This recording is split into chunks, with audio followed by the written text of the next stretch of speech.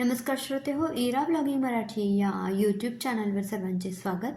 आजच्या व्हिडिओमध्ये आपण ऐकणार आहोत खेळ मांडला या कथेचा भाग 17वा. लेखिका संजना इंगळे.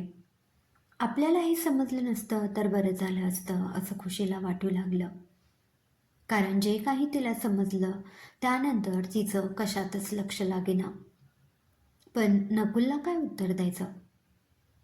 त्याच्याशी खोटं बोलणं तिला पटत नव्हतं.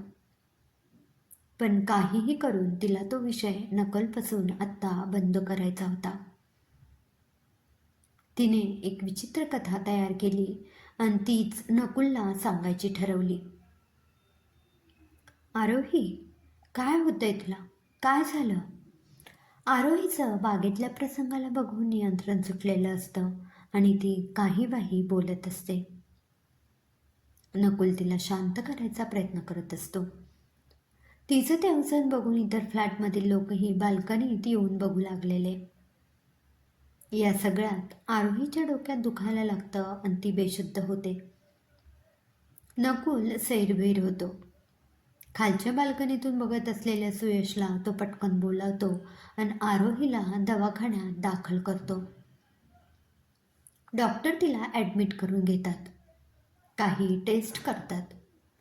संध्याकाळी रिपोर्ट येईपर्यंत नकुल रडवेला झालेला असतो.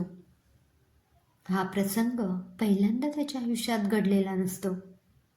या आधीही त्याच्या पोटूच्या बायकोला असंच ॲडमिट केलेलं असताना त्याची झालेली घालमेल आणि बाहेर डॉक्टरांनी येऊन उच्चारलेला सॉरी हा शब्द आजही त्याच्या अंगावर काटा आणत होता. पुन्हा तेच सगळं घडत होतं. कसंबसं आयुष्य मार्गी लागत असताना आरोहीला आता काही झालं तर तो स्वतःला संपवणार होता, इतके विचार त्याच्या मनात येऊन गेले. डॉक्टर बाहेर आले. एव्हाना आरोहीचे आईवडीलही तिथे पोहोचले होते. नकुलला डॉक्टरकडे जाऊन काही ऐकायची हिंमत होईना. दगड बनून तो बसूनच राहिला. आरोहीचे वडील डॉक्टरांकडे गेले. डॉक्टर, काय झालं आरोहीला? ती ठीक आहे, काळजीचं कारण नाही. कोणीतरी फुंकर घालावी तसे हे शब्द नकुलने कानात प्राण आणून ऐकले आणि कितीतरी वेळ रोखून धरलेला श्वास अखेर मोकळा केला. पेशंटची मी जुनी फाईल बघितली. त्यांच्या डोक्यावर आघात झालेला आहे आणि स्मृती गेली आहे असं समजलं. पण जेव्हा जुन्या काही मनावर घट्ट रुजून बसलेल्या आठवणी डोळ्यांना दिसतात तेव्हा मेंदूतील रसायन पुन्हा जागृत होतं. सुप्त मेंदू त्याचं कार्य पुन्हा जागृत करतो. असंच काहीसं झालं होतं का? वडील नकुलपाशी जातात. नकुल, काय झालेलं नक्की? काय सांगणार होता नकुल? तिने त्या मुलाला आईपासून दूर जाताना पाहिलं आणि नकुलराव, बोला काहीतरी. मला माहीत नाही. मी आत होतो आणि आरोही बाल्कनीत. तिने काय पाहिलं माहीत नाही. या गोष्टीवर इथेच पडदा पडला. पण नकुलला खात्री पटली की ते बाळ आरोहीचंच होतं. आरोहीची आई रडायला लागली. भाऊ आणि बहिणीच्या दुःखातून वर येत नाही तोच आरोहीला अशा अवस्थेत बघून आई पार कोसळली होती. नकुल आणि वडील तिचं सांत्वन करत होते. अगं, आपली मुलगी सुखरूप आहे, काही झालेलं नाहीये तिला. तू का काळजी करते? हो आई, तुम्ही शांत व्हा. कशी शांत हो बाळा? माझा भाऊ मला सोडून गेला तेव्हा माझी मुलगी आणि नवरा यातच माझं सगळं जग व्यापून गेलं. त्यातही जर पोकळी आली तर माझं काहीच उरणार नाही. माझ्या भावाचं तरी अंतिम दर्शन घडलं मला, पण माझी सरिता बहिणी? पोलीस म्हणाले तिचं शरीर इतकं छिन्न विच्छिन्न झालं होतं की तिचं अंतिम दर्शनही घेऊ दिलं नाही आणि पोलिसांनीच तिला अग्नी. माझी सरिता बहिणी, का गेलीस ग एकटं सोडून? बोलता बोलता आईला स्वतःला अजिबात सावरता आलं नाही. दरवेळी नकुल खुशीला फोन करत असे, पण यावेळी खुशीने नकुलला फोन केला. नकुल आरोहीला घेऊन नुकताच घरी आलेला असतो. आरोहीचे आई वडीलही 2 दिवसांसाठी नकुलकडे थांबतात. बाल्कनीत जाऊन नकुल खुशीचा फोन घेतो. हॅलो नकुल, कसा आहेस? आरोहीला ॲडमिट केलं होतं. काय? कधी? कसं? काय सांगू आता? तुला तर माहितीच आहे की आरोहीची स्मृती गेली आहे. बाल्कनीत होतो तेव्हा समोर बागेत तिचं लक्ष गेलं. एक बाई, तिचा मुलगा आणि बेबीसिटर असे तिघे बागेत आलेले. आईने बेबीसिटरला सूचना देऊन बाळाला खेळायला पाठवलं आणि स्वतः तिच्या मुलाला बाय करून निघायला लागली. तर आरोहीला काय झालं काय माहीत. तुझ्या मुलाला सोडून जाऊ नकोस ग, तुझी सर त्या बेबीसिटरला नाही येणार म्हणून ओरडू लागली. खुशीला ऐकून धस्स झालं. आरोही असं का बोलली असेल हे तिच्या लक्षात आलं. त्या बेबीसिटरमध्ये ती तिची मामी आणि त्या मुलामध्ये ती स्वतःचं बाळ बघत होती. नकुलला जरी याचा अर्थ कळालेला नसला तरी खुशीला मात्र तो समजला. आता कशी आहे आरोही? आता ठीक आहे. डॉक्टर म्हणाले जुन्या आठवणी त्रास देऊ शकतात आणि कदाचित काही स्मृती परतही येऊ शकतात, पण शक्यता फार कमी आहे.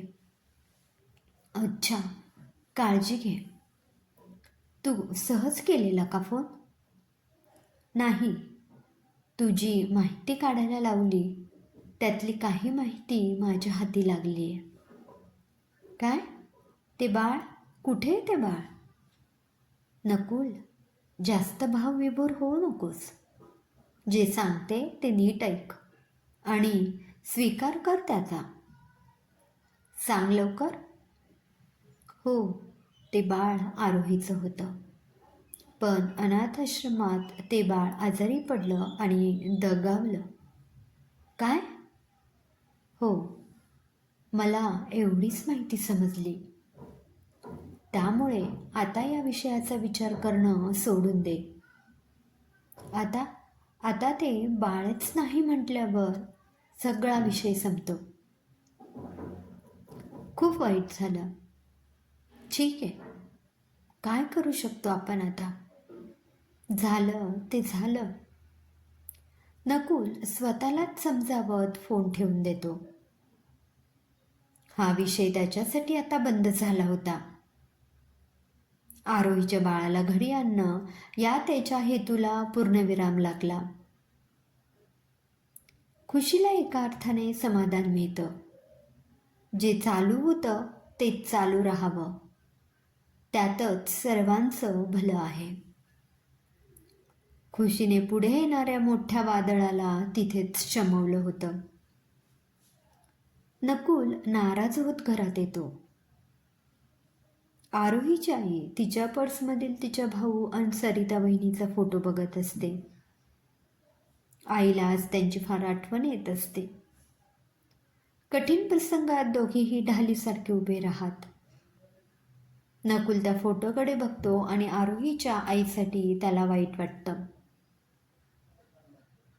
आपली माणसं सोडून गेली की काय होतं याची जाणीव आहे आई मला. नकुल त्याच्या ऑफिसला पुन्हा जायला लागतो. आरोहीसाठी त्याने काही दिवस सुट्ट्या घेतल्या होत्या. त्याच्या कंपनीने नव्या प्रोडक्टची माहिती देण्यासाठी एका कंपनीत त्याला जायला सांगितलं. नकुल सगळी तयारी करून त्या कंपनीत जातो. कंपनी बरीच मोठी होती. बिल्डिंगपासून ते फर्निचरपर्यंत सगळं अलिशान.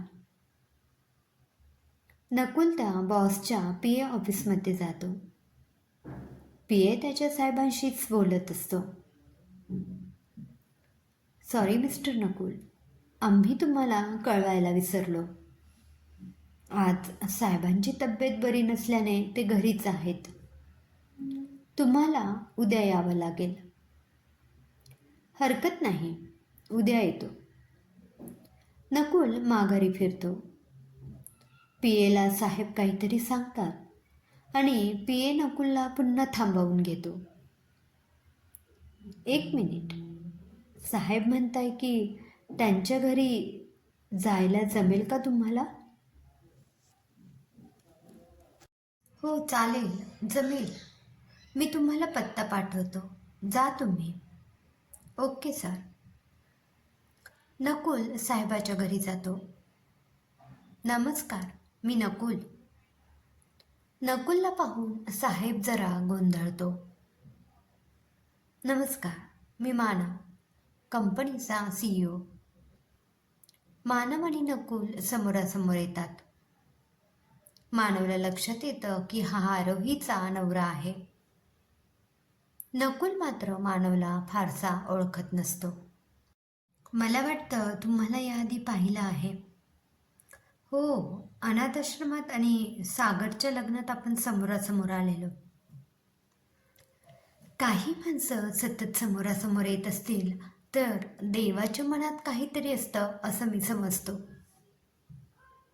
असेल कदाचित. एखादं नातं असावं आपल्यात. त्याशिवाय पहिल्याच भेटीत असं मोकळेपणाने बोलणं कठीण असतं. मानव आणि नकुलमध्ये कंपनीच्या कामाची चर्चा होते. मानव त्याला त्याचा निर्णय 2 दिवसांनी कळवतो असं सांगतो. मानवची तब्येत बरी नसल्याने त्याला नकुलच्या बोलण्याकडे जास्त एकाग्र होता आलं नाही. समजेल तेवढं समजून घेण्याचा मानवने प्रयत्न केला. नकुल काम झाल्यावर जायला निघतो. तोच आरवी त्याला दिसते. ती कॉलेजला जात असते. हिला आपण लग्नात पाहिलेलं. किती लहान होती. दिवस कसे पटापट निघून जातात कळतही नाही. तोच मागून एक वयस्कर बाई धावत येते. आरवी बाळा, डबा विसरलीस? थँक्यू मावशी. आरवी तिची स्कूटी काढत भुरकन निघून जाते. पण ती वयस्कर स्त्री तिला कुठेतरी पाहिल्यासारखं वाटतं. नकुल विचार करत करतच निघून जातो. आरवी गेली का कॉलेजला? हो. तुम्हाला बरं आहे का आता? गोळ्या घेतल्या का? हो. आरवी डबा घेऊन गेली का? हो. सरिताताई तिला असंच थोडी चव देणार? आपल्याकडे स्वयंपाकीन म्हणून काम मागायला आल्या आणि इथल्याच होऊन गेल्या. फार वाईट झालेलं त्यांच्या आयुष्यात. नवरा गेला आणि त्या एकट्या पडल्या.